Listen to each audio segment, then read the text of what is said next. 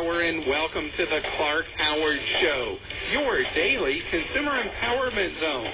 Our goal for you to save more, spend less, and avoid getting ripped off. Our number toll-free, 1-877-87-CLARK. On the web, clarkhoward.com. In Kiplinger magazine, I read a story about a couple that did what is referred to as extreme early retirement. I've talked about extreme early retirement before, that there is a school of thought that you can retire regardless of what kind of job you do. By age 40, if you live your life extremely frugally through your working years, save money like a maniac, and then resolve that in that early retirement that you will then be very frugal with how you spend, not living high off the hog. Well, a couple was profiled in Kiplinger that retired at 38. And they retired at 38. One was a stockholder. Billy was a stockholder. Akaisha was a restaurant owner who ultimately sold her restaurant and ended up an office manager. And they assessed, they said, we're just working so hard. And they decided they were going to save money like crazy. And they did. By the time they were 38 years old, they had managed to save $500,000. Now, $500,000, if you look at the economic models, $500,000 will not buy you. Remember, they had no employer pension. They had no Social Security, 38 years old. If one of them had been military at 38 years old, they'd served 20 years, they would have had a half pension. They didn't have that. They had only what they had saved. So normally $500,000 would not look like enough money for people to live on for the next 50 to 60 years. Because, once somebody's reached adulthood, the odds that they're going to live into their 80s or 90s just skyrockets. So we're talking about they're going to have money to live on a long, long time. $500,000? Financial planners would normally say with no other sources of income, that's not going to be enough. For them, it's been plenty. What they do with their $500,000 that they had by age 38, remember now they're 54. They've been doing this 16 years. They invest their money, and then they spend only 3% of their nest egg a year. They're living on about $2,000 after-tax dollars a month. They live a very frugal existence, but they're having a grand old time. They don't have kids, and I know that's a big part of the equation. If you have kids, kids are the love of our lives, but they're expensive. You don't retire at 38 if you have young kids. Well, I did retire once. But anyway, generally you wouldn't be able to. And they do eat out occasionally. They have a great time. They play tennis at public parks. I mean, they really take advantage of everything in life they can do that is free or nearly so. And the most that they enjoy is each other. Very loving couple. And so think about a normal couple. He's at work, she's at work, or one of them is home with the kids, and they're always running around with their busy lives. And over the course of a week, other than time sleeping, they really don't get much time with each other. This couple gets a lot of time together. A lot of time to hang out. And they don't buy stuff. Do you know, for most of us, if we could just get ourselves out of the habit of buying stuff here, there, and everywhere, how much money would come back into our lives? If we didn't think we had to have fancy cars all the time, we didn't overbuy on houses. What do I mean by overbuy? That's really fighting words, because the average house today is, even though the average family size is half of what it was a generation ago, the average house is more than 50% larger. We're living large in our houses. I hate to be interrupted this way, but Kevin, what are you doing? Kevin of our crew is shielding his eyes, looking down embarrassed. Why? I was waiting for the gunshot. I was not pointing at you at any time. Why did you feel I was speaking to you? Because I'm a single guy. I lived in a 4,500 square foot house. Your house is 4,500 square feet? And out of all the rooms in your house, how many are you actually living in? I'll take a room to my cat, the bedroom, the den, and the kitchen, and the office, my office. 4 rooms out of the 12 rooms.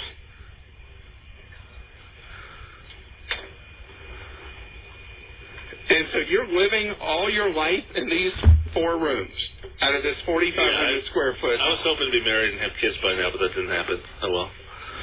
Well, now we have with us now Billy and do I say Akaisha? Is that how I say your name? Akaisha, yes. Akaisha? Yes. Now, tell me, the two of you, how much deprivation do the two of you have in life living on such a small amount of money? I would say none at all. We travel the world. And we eat very well, seeing how we came out of a restaurant background, and I was trained in French cooking. So the two of you for 16 years have been living this life of leisure. Yes. Are either of you having any intent, you're in your early 50s, of ever going back to work again? None whatsoever. There's no real reason for us to do so. At this phase of our life, we're more concerned about spending our money than we are outliving it. And you spend very frugally. People might be skeptical how the two of you can live this wonderful life on roughly $2,000 a month. How do you do that? Well, Clark, I did some studies before we did this, and I have followed up on the studies, talking to retirees. Now, when I say the typical retirees, I'm referring to people in their late 60s and early 70s, and I asked them how much they spend. And the majority of them spend less than $24,000 a year, around $2,000 a month. And so you figured if it was good enough for them, it was good enough for you. These people were having all the fun. They're out there on the links every day and playing tennis every day and eating at the buffets. We have on our website, retireearlylifestyle.com, So you are working. Why are you doing that if you're not working? Because so many people have asked us how we do it, like you. Okay, say the website again. I'm going to pull it up right now. retireearlylifestyle.com. And we have a retirement section where we have written many articles for Motley Fool and for other magazines internationally. And we have published in our Priceless Retirement article what it is we spend in categories so that you can see what it is that we spend. And like I mentioned earlier, we travel the world. And so when we do travel the world, we don't carry our kitchen with us, so we eat out quite a bit. This is a fantastic story. And thank you. And so you have also been very efficient with how you handle money. Billy, is it because of you as a stockbroker, former stockbroker, that you do index funds as the safe place for your dough? Well, it's funny that you mentioned that, because when I was a broker, I worked for a well-known company. And, of course, no-load funds were not an option. It was during that time that I discovered no-load funds, and I felt like I was doing a disservice to my clients. And so I felt a little bit of guilt there, and I saw the value of index funds, and so it was a no-brainer to me. And because of your income level, your capital gains tax each year is about zilch. Exactly. It's very low. Wow. Now, you have such an inspiring story, and I want to repeat the website for others, retireearlylifestyle.com. That's correct, all one word. And others say, well, it's so great that the two of you can do this, but what about me? How would I ever get there? I've never lived my life this way. What do you find it takes for somebody to turn their lives into this frugal existence, but one that doesn't require work? Okay, first of all, I don't like to use the word frugal, because we pretty much spend what we want to. It's just that the key thing thing is to track your spending. We have a system that we use where we track our spending daily, so we know where every penny goes, and we know what we're spending as a percentage of our net worth on a daily basis. So managing this is like a very slight part-time job. Well, I mean, 5 minutes a day? The reason I'm saying that is that a lot of people just la-di-da through life and they never pay any attention to where their money's going. No doubt. And being organized is just a central function of how you live your life in retirement. That's what's allowed you to do this since your 30s. Yes, I think you're mentioning that we are efficient is a really good description. I like to call it Zen in the art of retirement, because we know what we want, we know it's important to us, we track our spending so we always know where we are financially. And anybody can do this. We're convinced anybody can do this. If you know what you want and you know what you spend and you know where you are, then you're there. You can do it. You mentioned in an earlier segment about stuff, or perhaps it was our lead-in. And what brought to my mind was the number of two-car garages in America where no car can fit in the garage because it's filled with stuff. Now, I don't know. I wish you knew more about Kevin of our crew. He just shielded his eyes. What's been with Kevin? Kevin's got room. Kevin's got this huge garage that is filled wall to wall, 3-car garage filled with stuff. He can't park his car in his garage. That's my point. Need I say more? So he can reform if he wants to. Yes, he can.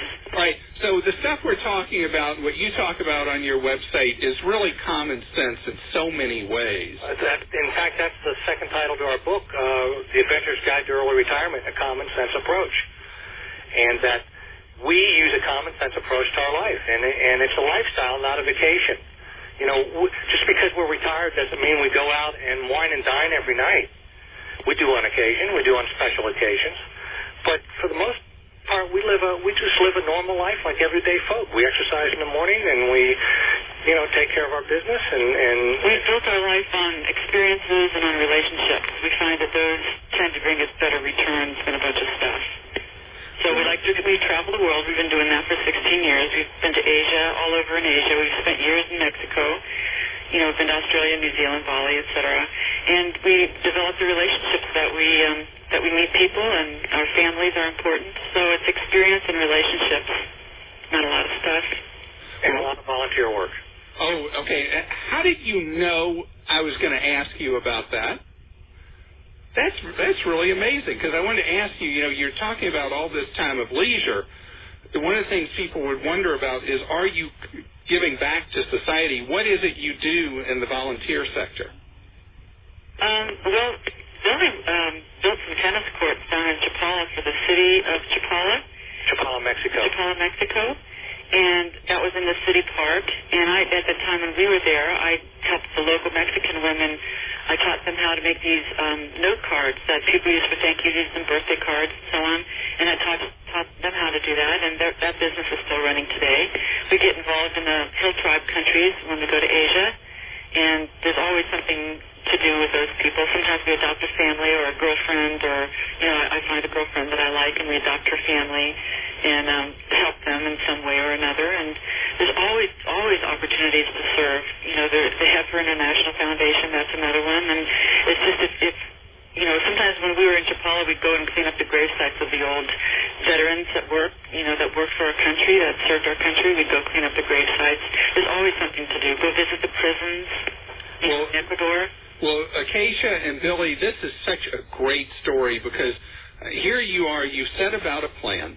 You said, we are not going to be in the rat race anymore. That's correct. You contribute to the world, and at the same time, you have 168 hours a week that are yours to do with what you wish. What a deal. Yes, that's great. So, Akaisha, give the website one more time. It's retireearlylifestyle.com.